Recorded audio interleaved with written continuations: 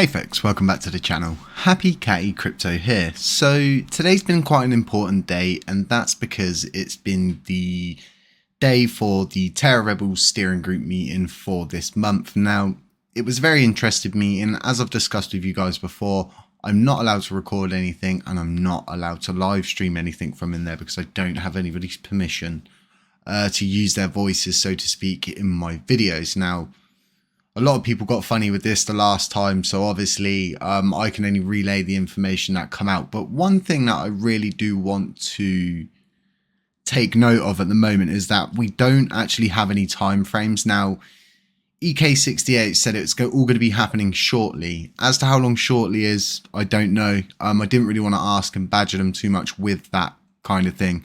But we got a few questions in and things like that, but no real definitive answers, more just brushing it off. And the whole brush off of the Orbital Commands public statement today, which is, it can be seen in a manner of ways. And the more I look at it, the more I see it as a cry for help. Like, do you know what I mean? You've forgotten about us. Maybe they haven't made contact with them or stuff like that. So a really positive thing that's come out of this meeting is that EK68 has confirmed he's made contact with TFL. Now, this was stated in the meeting. There was around 280 people in there after I shared it on Twitter. I'm walking back a little bit from Twitter now. I'm not really going to be posting on there unless it's just vital updates that you folks need to know. Everything else will be coming on YouTube. So, yeah, they're not going to be looking into the IBC channels in this update. Pretty much, I think, from what the conclusion was to those channels. And as to the amount of voting power and validators they have on side, apparently they have around 40% according to them, which is more than enough to run the chain, according to most people. I've asked a couple of other people as well that I know that run nodes and things like that, and they said, yeah, it is possible. It just wouldn't be, obviously, like the greatest. They just said, like, the more validators, the better at the end of the day. And yeah, we shouldn't take other validators' silence as they're in or they're out.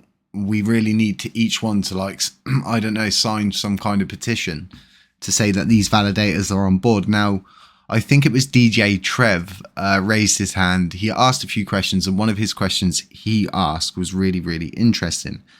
And it was what actually happens in the event that validators don't get on side with the software update, which is V21. Now, their response was, well, they'll just create a validator themselves and forcefully put it through, which for me, that sounds kind of alarming, because it kind of just shows that if they can do that, then they can control other things, which is something that none of us want. This is supposed to be a community chain that you folks vote on every single little thing.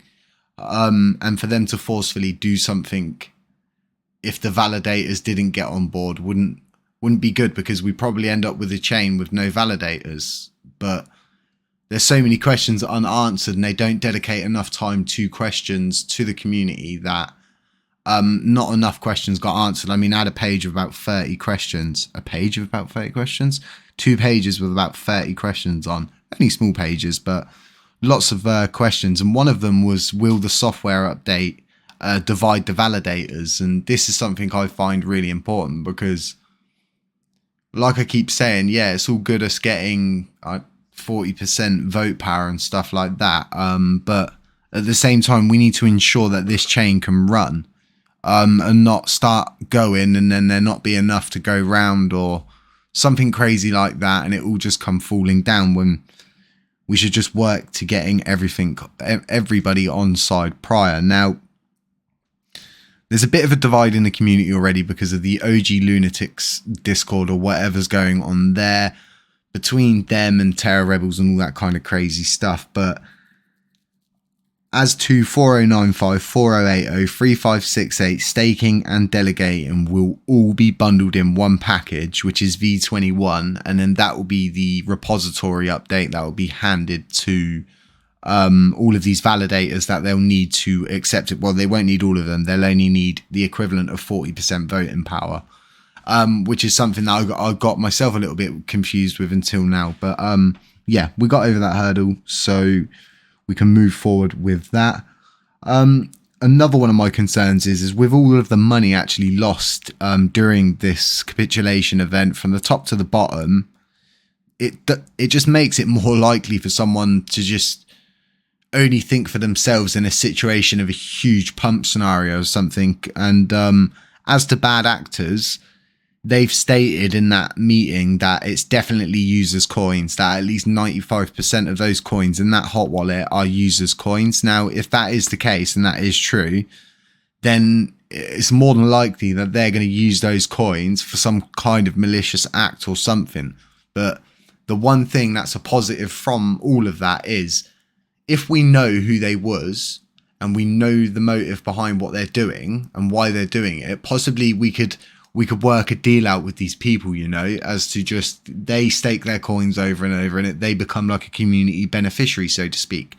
Kind of like how I was stating, if it is Binance's coins or if it was users' coins. Now, as to them just saying that, that's really cool. I do take them from their word on things like that. But at the same time, they're going to need to provide proof to the community that those coins are 100% the users' coins and they belong to the community members. And then we need to know the exact percentage of all the wallets and things like that, because ultimately this could end up as a malicious actor way further down the road, gains control of these coins some crazy way, and then attacks the governance. And we walk down that road of a fork. And the fork is something we have screamed, we've shouted, we've done all kinds of things to avoid that fork. So to ultimately end back up at a fork just sounds stupid. And when I stated this to them, it's just kind of like, well, yeah, you know, coins fork every day, but they need to explain that to you. Do you think it's normal? Does Shiba Inu fork every day? Does Ethereum fork every day? They use Monero for a example. Now, Monero's a kind of privatized coin, slightly private, slightly not. The way its system works is by forking. To use that for an example is kind of weird, but at the same time, these people only see stuff from a development standpoint. They don't see it from the average Joe's view. And it's really important to be able to put yourself inside the community and stand there and look up and actually get a grasp of how people feel inside the community and how they digest this information. Now, there was a lot of stuff stated inside there about how these proposals are done. They run a test where they halted the blockchain and things like that. But this is all in testnet. And people get easily confused. There'll be a lot of people that will take that out of context and stuff like that across the board. So, yeah, as to this roadmap meeting, it's just we're no closer or no further to our goal than we were before, because they've still not given us an actual update as to when it's all going to happen. We don't actually know what validators are actually on board and things like this. So, yeah, I'm putting myself in the community standpoint, because the amount of questions I get sent to me by the community daily asking me to ask, and I'd gone through all of my questions, writing them down. A lot of these were actually from the community. I mean, what network will we actually be on after we move to this V21 update? Does that mean we're now on the Terra Rebel 1 network, or we are still on the Classic network, or does it be the Classic 2 network, and things like this? And with the amount of stuff locked in the IBC channels, I know this to be true because Fatman Terra covered it, and it was put out in the public GIT hub as well. Defunct, I think's posted about it once before, and I think it's also in the Terra Rebels white paper. And that's to the IBC channels being closed, and it was kind of like a permanent thing.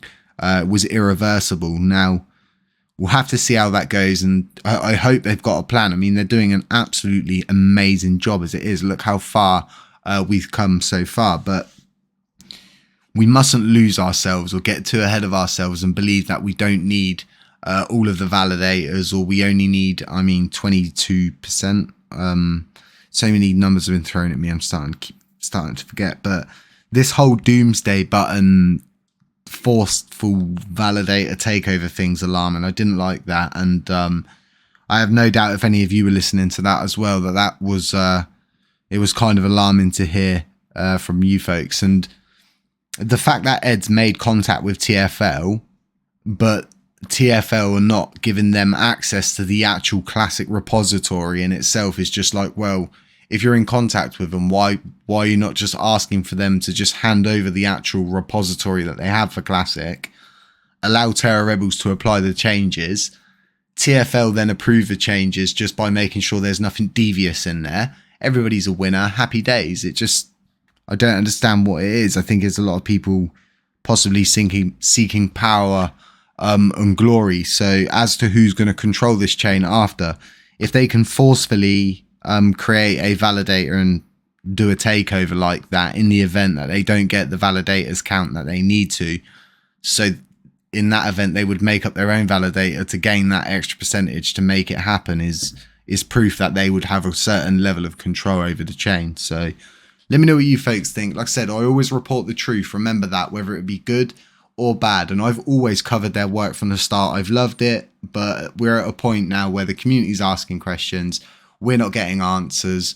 I'm not really allowed to go in and ask questions to people because I normally get stressed at for being too intrusive and things like that. So, and the last thing I want to do is get banned from Terra Rebels or something crazy like that. So yeah, let me know what you think, folks. This has been quite a long video. I never do long videos like this, but it was a very interesting meeting. I wish I could record it. I wish I could live stream it so you folks could hear it. But anyone who was in there and heard about the fork, it's just, I'm not even going to say the words of what I think about a fork because they're very, very rude. But yeah, sorry for nothing being on the screen other than this really, really cool artwork that I did earlier for this website, folks.